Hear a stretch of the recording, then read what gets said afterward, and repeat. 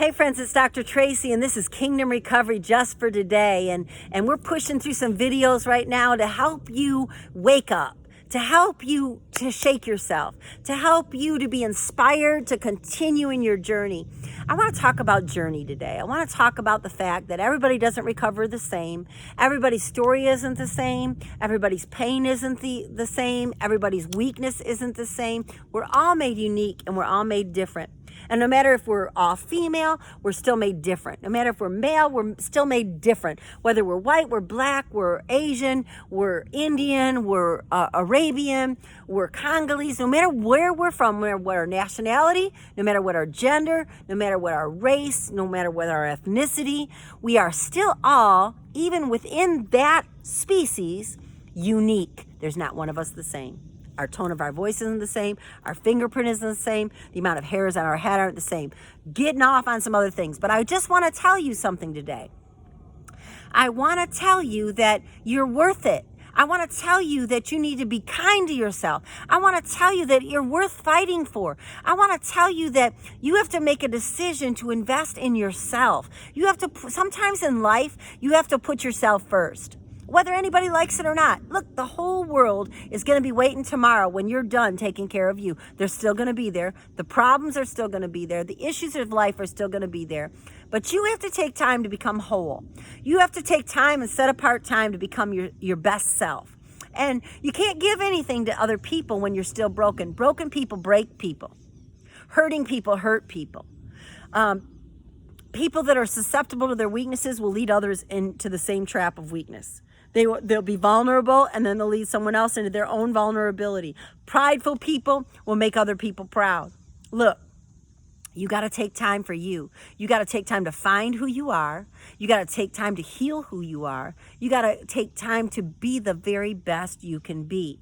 And that is not selfish. It is not wrong. This is your time to recover.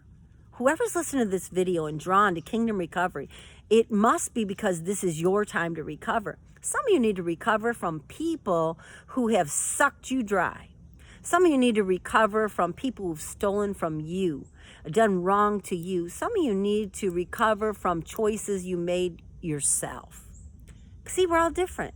And our story's different, and our journey's different. Like I said, I want to talk about the journey. Your journey might take 2 months. My journey might take 2 years. Your journey might take 2 years. My journey might take 20 years. I think of a friend of mine who sat in a crack house for 20 years.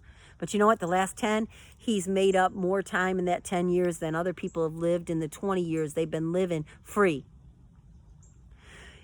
Your journey isn't the same as mine. Just because you lost your mom doesn't mean that we feel the same way because I lost mine and you lost yours. Our relationship wasn't the same. You don't know how I feel. You don't know the grief I'm experiencing. Those of you that are grieving today, I want to speak for you. Because the Word of God, the big book says to speak for those who cannot speak for themselves. I'm going to speak to those people who think you've got it all figured out of how somebody else feels. You don't know how people feel because you're not them. You don't live in their shoes. You might have walked a mile in their shoes, but you didn't have a relationship with their mom. So you don't know how they feel about their loss of their mom. You might have lost a child and been able to overcome it, but their loss of their child has set them back for years, and they just can't recover from it because they don't know how. Who are you to judge them? Everyone's journey is different. And, you know, in working with people in recovery from addiction and loss and all these different things, I've seen people recover for a season and then go backwards and then come back and then go back. And I used to get really hurt by it. I used to get really upset about it. I mean, it still breaks my heart, but I don't take it personal anymore. I realize it's just part of their journey. And I'm thankful for a couple of friends that really spoke into my life and helped me understand that all I can do is my very best, but I can't do it for you, and I can't want it more than you. And no one else can want your recovery more than you do. You're the only one that can get to where you got to go. You got to do the work. Other people can hold your hand and help you do the work and can lift your arms and help you fight the battle, but you got to fight it. Nobody can fight it for you. You got to fight it. And so your journey, you got to be committed to your journey. You got to be, you can't judge yourself by your journey. You can't let mishaps or missteps in your journey make you quit. You can't quit your journey. It's all you got. You can't quit your journey. You got to live your life with purpose and destiny and power and dignity and identity. So as long as you're living in shame and guilt and fear and defeat and disappointment, you ain't living. You're not living, my friend. There's a life promised to you full of hope, future, good things, promises, blessings. You got a journey to take. So while you're on this journey, you have to make a decision that you're going to give it all you've got. And no one else can run your race for you. A race is marked out for you. It's your race. I used to run cross country, and I used to run, long distance running.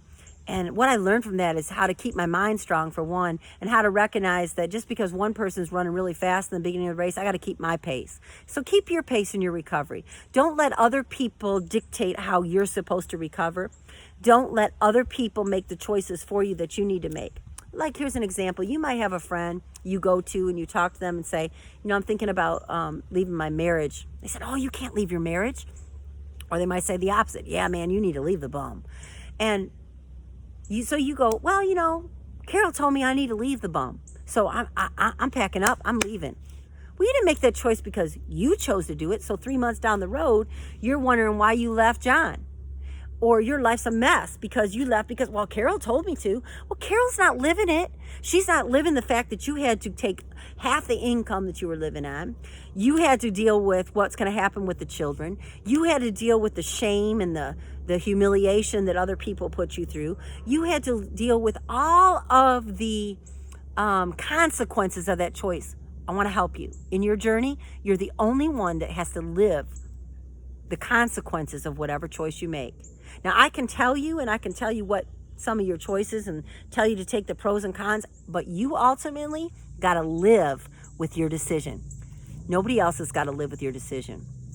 You made a decision, and it caused consequences in your life. Every decision we make in life will bring about a consequence, because we will always reap whatever we sow.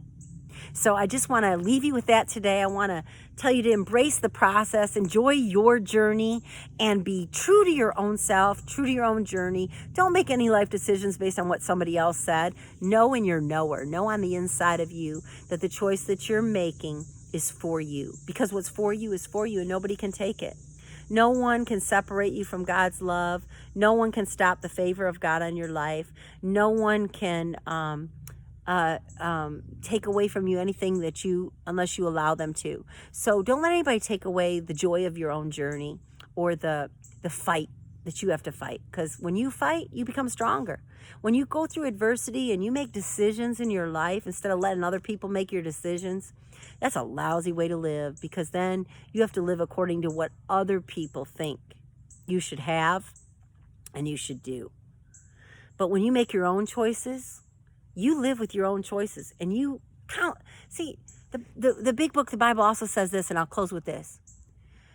That before you build a house, you need to count the cost. Whatever that is, whether you're building a dream, whether you're changing a job, whether you're moving to a new house, whether you're choosing to stay married or get divorced, whether you're choosing to talk about your abuser or you're not, or you're going to keep it to yourself, whether you choose to put down the meth pipe and you choose to surrender to whatever consequences might be and turn yourself in, you're the only one that's got to live your choices.